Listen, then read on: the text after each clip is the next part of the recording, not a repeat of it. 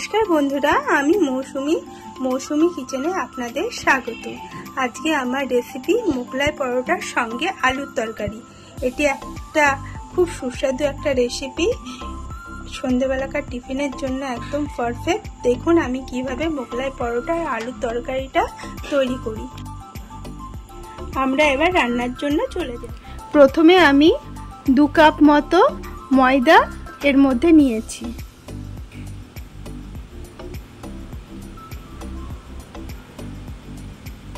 এবার তার মধ্যে একটু বেশি করে আমি রিফাইন অয়েল দিয়ে দেব।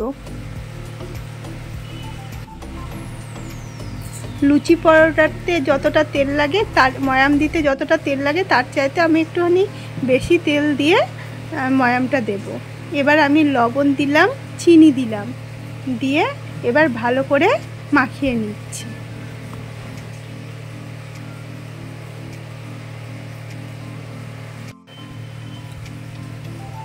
এবার আমি ময়দাটা হাতের মধ্যে মুঠো করে নিচ্ছি। একটা ডেলার আকার ধারণ করেছে, তার মানে আমার ময়াম দেওয়া হয়ে গেছে।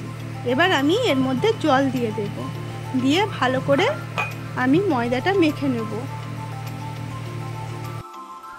আমার ময়দাটা মাখা হয়ে গেছে, একটু আমি নরম করেই মেখেছি। এবার এই ময়দাটির মধ্যে আমি একটু রিফাইন অয়েল দিয়ে দিলাম, তাহলে ময়দাটি নরম হয়ে থাকবে। এবার তার উপরে একটা ভেজা কাপড় আমি ওর মধ্যে দিয়ে ঢাকা দিয়ে 15 মিনিটের জন্য সেটাকে রেখে দিলাম।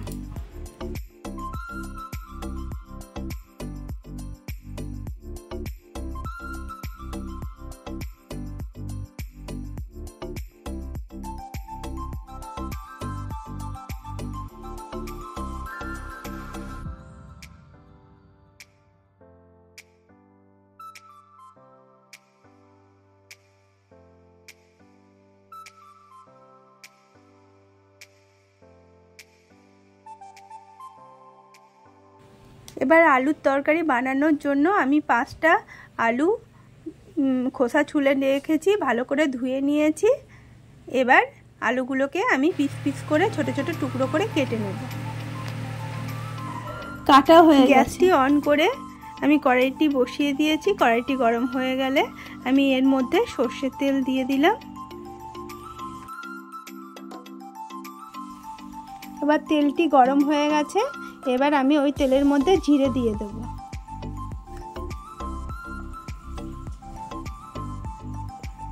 জিরেটা একটু ভালো করে ভেজে নিচ্ছি।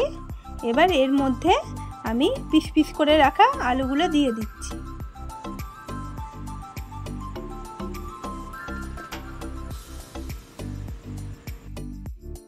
ভালো করে নেড়ে নিচ্ছি। এর মধ্যে সমপরিমাণ মতো লবণ দিয়ে দিচ্ছি।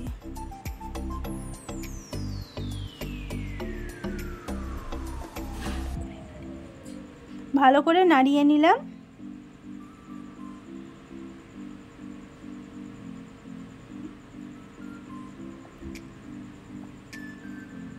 আমার আলুগুলো ভাজা হয়ে গেছে। এবার এর মধ্যে পেঁয়াজ দিয়ে দিচ্ছি। পেঁয়াজটি ভালো করে ভেজে নিচ্ছি।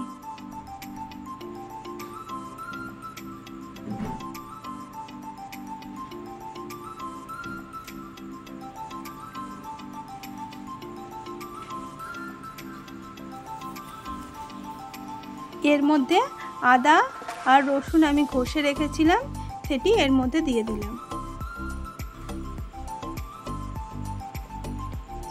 ভালো করে নাড়িয়ে নিচ্ছি। এবার এর মধ্যে একটু হলুদের গুঁড়ো,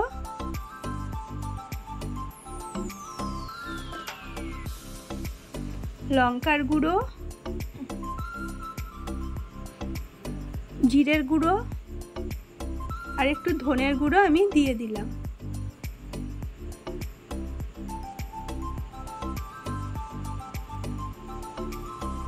একটু টমেটো দিলাম।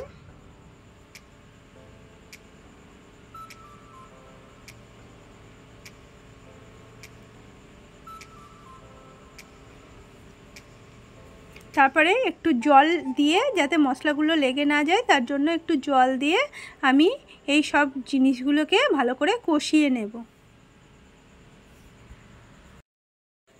আমার কষানোটা একদম হয়ে গেছে।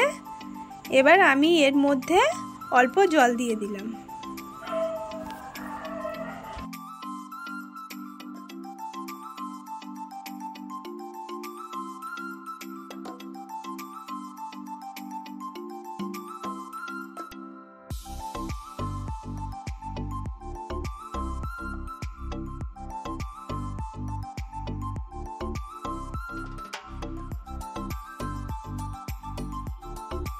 আলুটা সেদ্ধ করার জন্য এখানে আমি এবার ঢাকাটা দিয়ে দিলাম।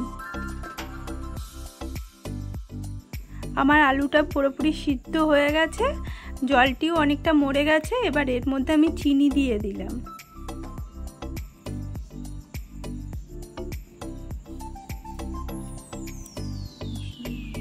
এবার আমি এর মধ্যে একটু গরম মশলা দিয়ে দিলাম।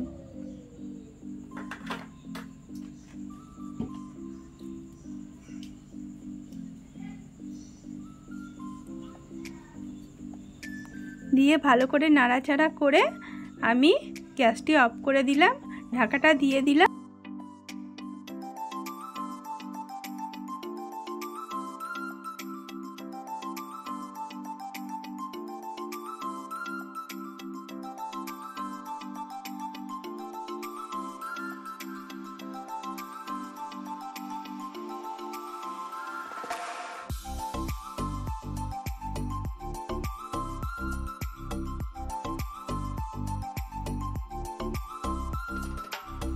আমার আলুর তরকারি একদম রেডি হয়ে গেছে।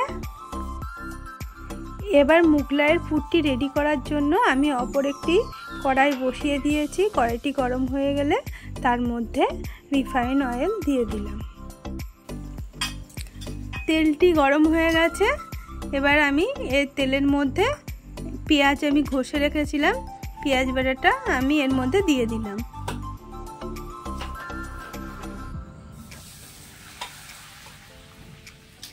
এবার এটাকে আমি ভালো করে ভেজে নিচ্ছি। খুব বেশি ভাজবো না, একটু হালকা করে ভেজে নেব।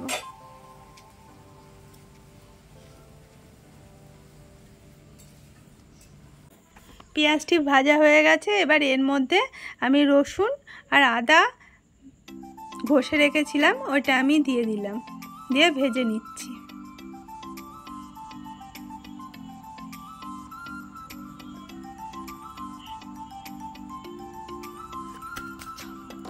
এর মধ্যে কাঁচা লঙ্কা আমি দিয়ে দিলাম।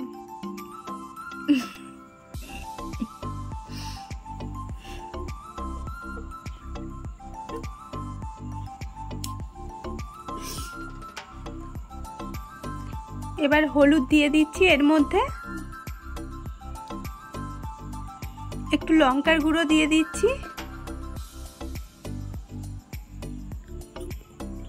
একটু লবণ দিয়ে দিচ্ছি। এবার বাদামগুলোকে ছোট ছোট পিস করে ভেঙে আমি ওর মধ্যে দিয়ে দিলাম। এবার এগুলোকে আমি ভালো করে নাড়িয়ে নিচ্ছি। এবার মশলাগুলো ভালো করে ভাজা হয়ে গেছে। এর মধ্যে আমি ব্রেডক্রাম্ব দিয়ে দিলাম, দিয়ে ভালো করে নাড়াচাড়া করে নিচ্ছি। একদম ঝরঝরে করে আমি ভেজে নেব।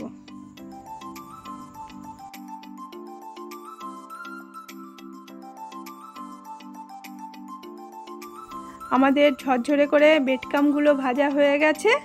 এবার আমি একটা পাত্রের মধ্যে ঢেলে নেব।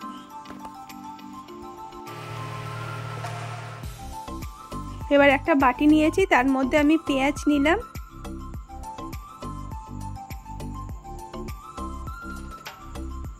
কিছু ধনেপাতা নিলাম, একটু কাঁচা লঙ্কা নিলাম, যে যেমন ঝাল খায় সেই অনুপাতে,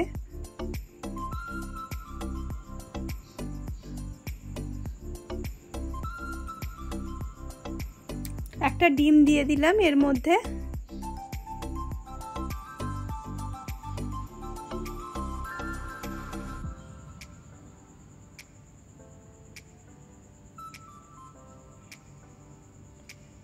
একটু লবণ দিয়ে দিলাম।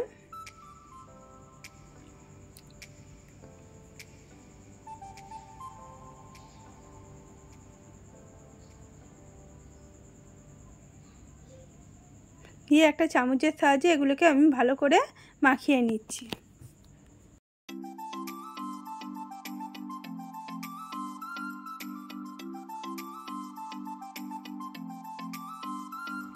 এবার 3-4 চামচ মতো ব্রেড ক্রাম্ব আমি এর মধ্যে দিয়ে ভালো করে এগুলোকে মিশিয়ে নিচ্ছি।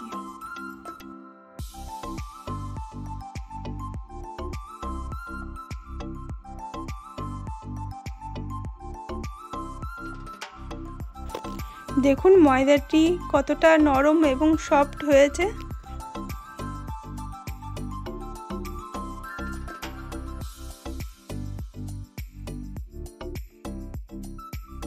এবার ভালো করে মাখিয়ে আমি লেচি করে নেব।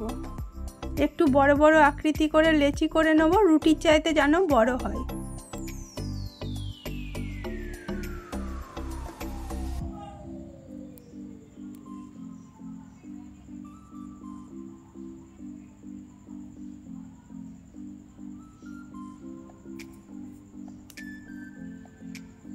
এবার একটু তেল আমি মাখিয়ে নিয়েছি, যেখানে বেলবো সেখানে আর বেলনার মধ্যে। এবার লেচিগুলোকে নিয়ে আমি বড় আকৃতির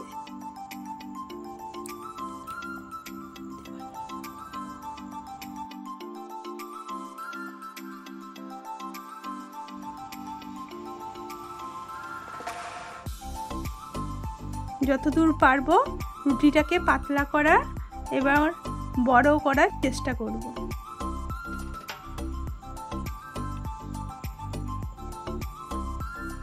এবার রুটিটি আমার বেলা কমপ্লিট হয়ে গেছে। চারি সাইড একটু একটু করে আমি তুলে দেব, না হলে আবার আটকে যেতে পারে।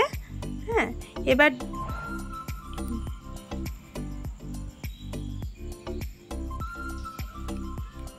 2 সাইড আমি প্রথমে ফোল্ড আউট করে দেব।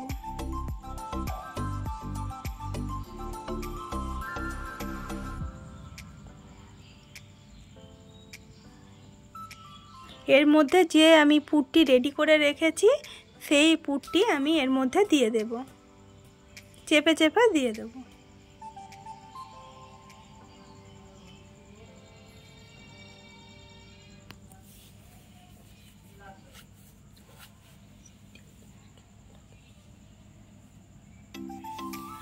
আমার রেসিপিটি আপনাদের কেমন লাগে একটু জানাবেন, আমার ভালো লাগবে।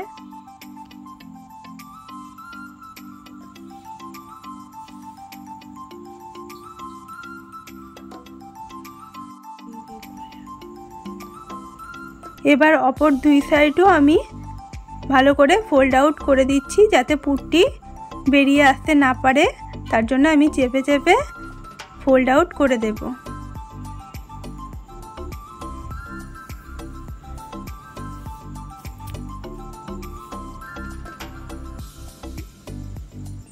আমার এক সাইড হয়ে গেছে, এবার অপর সাইডটি আমি উল্টে দিলাম।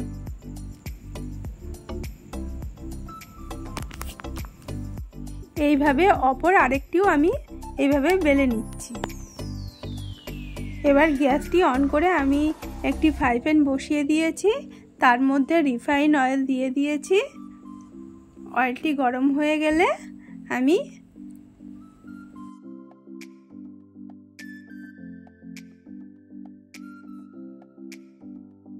মোগলাইটি এর মধ্যে দিয়ে দিলাম।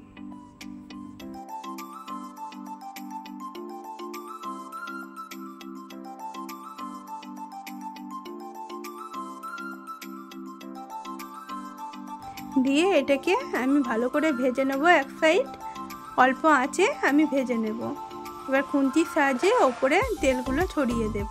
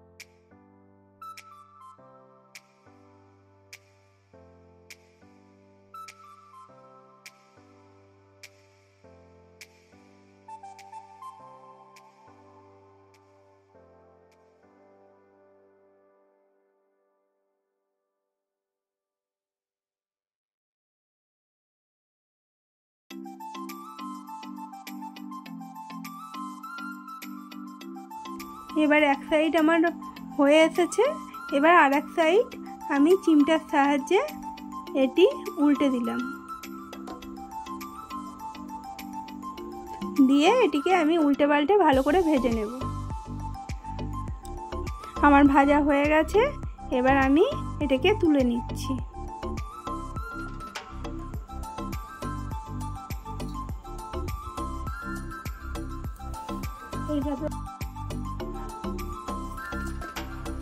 এইভাবে অপর আরেকটি মোগলাইও আমি ভেজে নিচ্ছি।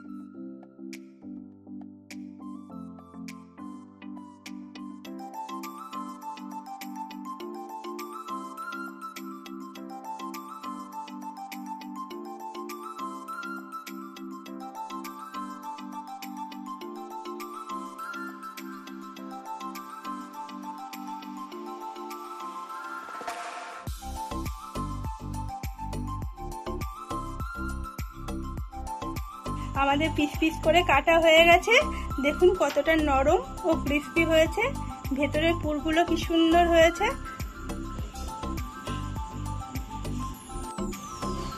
আমার এই রেসিপিটি আপনাদের যদি ভালো লেগে থাকে তাহলে লাইক, কমেন্ট ও শেয়ার করবেন। পাশে থাকা বেল আইকনটি ক্লিক করে দেবেন। আমার চ্যানেলের পাশে থাকবেন, সাবস্ক্রাইব করবেন, বেশি বেশি করে কমেন্ট করবেন। আপনারা ভালো থাকবেন, সুস্থ থাকবেন। আবার যেন নতুন একটা রেসিপি নিয়ে আপনাদের কাছে হাজির হতে পারি। তাহলে আসি, ধন্যবাদ।